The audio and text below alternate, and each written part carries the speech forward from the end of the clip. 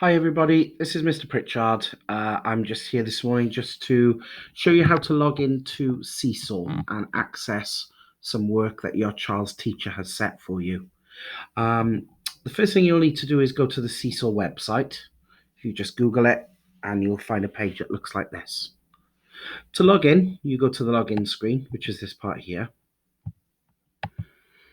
and it will take you to the login page.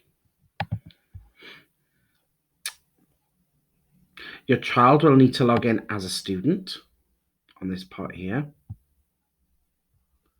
And then the next thing you will need will be your code that was sent home in home learning books last week. So ignore this part at the top here. Your child won't need this part at all because they're not signing in with an email. What your child will be signing in with is either a code or a text code. Now you can find that on the letter that was sent home in the home learning book, which looks like this. At the bottom of that sheet, there's two things.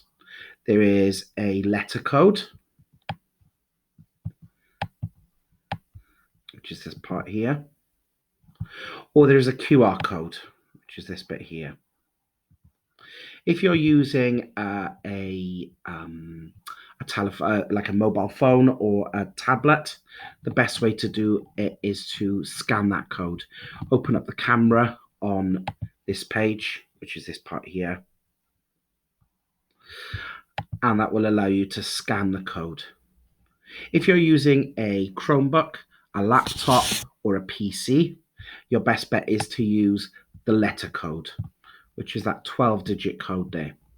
Okay. So when you go and to the login page, I'm just going to copy that code in there. You press go. This will take you to your child's class page. And here is where you'll find work that your child's teacher has set for you. And you'll find any work that's already been completed.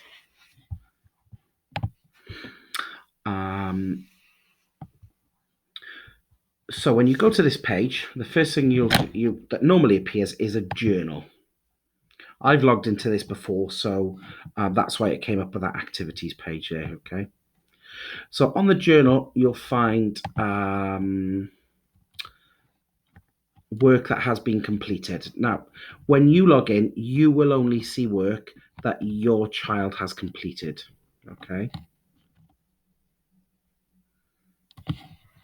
The activities part here will show you what your child's teacher set for them to do for that particular day.